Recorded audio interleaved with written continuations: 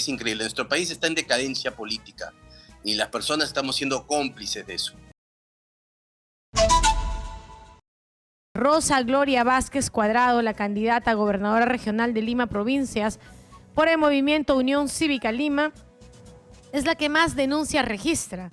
35, de acuerdo a la información que nos ha dado Cuscachay. Cuscachay es una organización con quien vamos a hablar en este momento, su representante Eduardo Herrera, que nos ha hecho llegar esta información de por qué los ciudadanos aceptamos autoridades con un rosario de denuncias. Ahora lo que nos decía nuestro corresponsal es que no solamente serían 35 denuncias, sino que serían 49 denuncias. Estoy con Eduardo para darle la bienvenida. Eduardo, buenos días, bienvenido. Muchas gracias por estar con nosotros. Buenos días, muchas gracias por la invitación. Aquí estoy a disposición de ustedes, como siempre. Muchísimas gracias, Eduardo. Nosotros teníamos de pronto acceso a toda esta información gracias a esta recopilación que han hecho ustedes desde tu organización. Esta organización, de pronto, ¿cuál es la misión, cuál es el objetivo, Eduardo? Bueno, es una asociación civil que tiende a luchar contra la corrupción en proyectos frontales.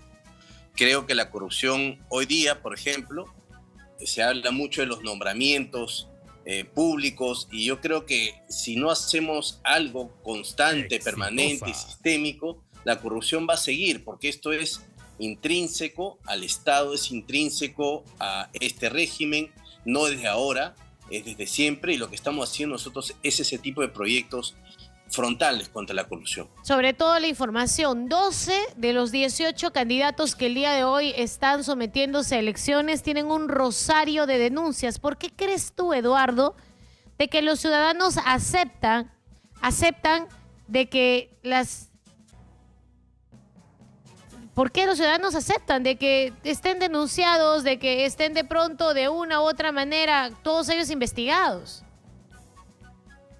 Bueno, pienso que hay esencialmente dos razones. Nosotros hemos ido por todo el país y lo que hemos podido sentir y escuchar, porque eso es parte del tema que no se escucha a veces y no se siente los problemas de las personas, es que se ha perdido mucho la esperanza y que las personas piensan y dicen, bueno, todos son corruptos, vamos a votar por el corrupto que más conozco o por el más chistoso o el que ofrece cosas más estrafalarias. Y lo segundo también, que es lo más preocupante, que muchas personas, sobre todo los menos vulnerables, ven en la elección de un candidato la posibilidad de obtener chamba. Entonces dicen, este candidato que es corrupto me puede dar una chambita a mí, entonces voto por él. No hay en ningún modo ideologías, afinidades, convicciones, sino conveniencias. Sobre todo intereses personales que se ponen sobre los intereses de pronto colectivos, y es lo que está entrampando no solamente la inversión pública, sino el desarrollo de infraestructura y sobre todo el desarrollo para todos los ciudadanos. Eduardo, ¿cuál es tu lectura de todo este rosario de denuncias? ¿Qué es lo que podemos esperar ahora? ¿Que ganen los que tienen más denuncias? Es como si fuera prerequisito, ¿no? Si yo quiero postularme a algo, tengo entonces que empezar a delinquir para hacerme mi prontuariado. Salgo perdiendo. Sí, bueno, hay casos dramáticos como el de Pasco, ¿no? Pasco tiene un problema bien complejo con sus dos candidatos, uno con un expediente antiguo de violación sexual, lo hablamos en Exitosa, con una menor de 14 años cuando él tenía 19, y el otro pues con problemas también de alimentos.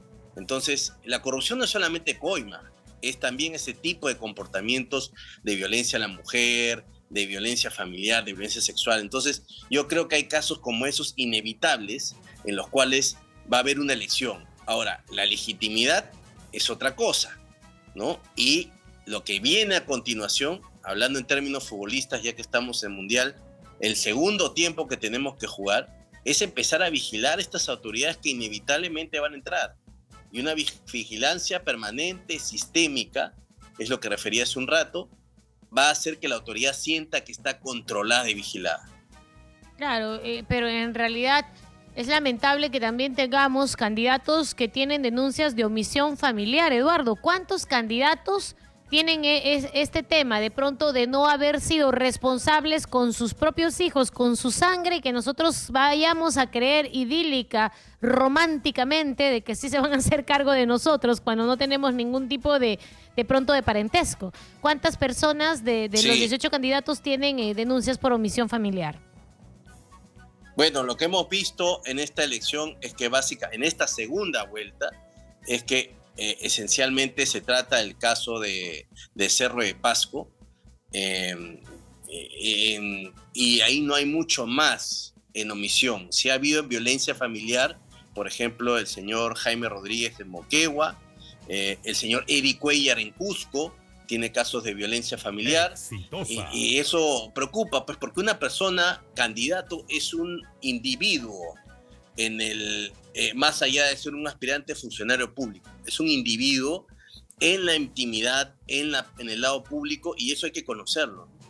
Claro, hay de pronto también 11 candidatos que tienen dudas sobre su patrimonio económico. Explícanos un poquito más de esto. Por ejemplo, se menciona de que en Chiclayo el candidato a Rodríguez habría declarado tener 4 propiedades, sin embargo, en registros públicos, Alexandro Rodríguez solamente tiene 3 propiedades a su nombre. O sea, ¿a qué se debe esto?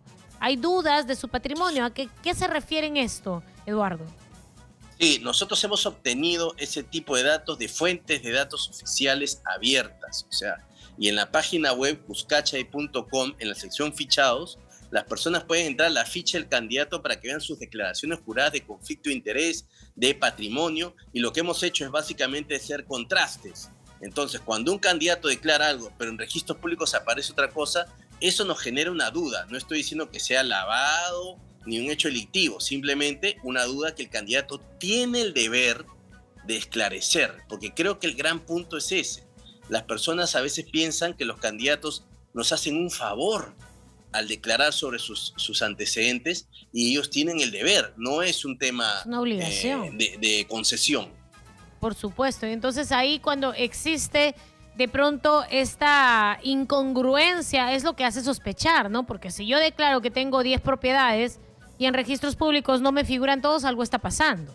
Algo está pasando, y de verdad el candidato debería de tener todo que calce, que todo esté exacto, y esto es lo que hace que ustedes tengan dudas sobre el patrimonio de los candidatos. ¿Qué es de pronto de todo el estudio que ustedes han hecho lo que más te ha llamado la atención, Eduardo? ¿Cuál es el caso que tú dices, pero cómo ellos, o sea, esta región ha llegado hasta este nivel?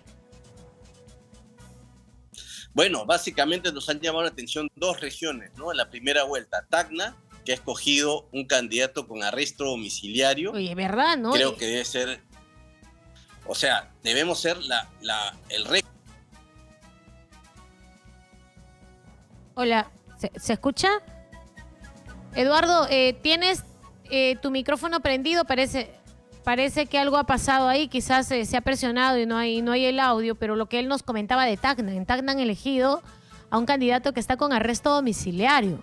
Ahora, me pregunto yo, cuando asuma, ¿él va a dejar de tener arresto domiciliario o va a despachar desde su casa? ¿Cómo va a gobernar?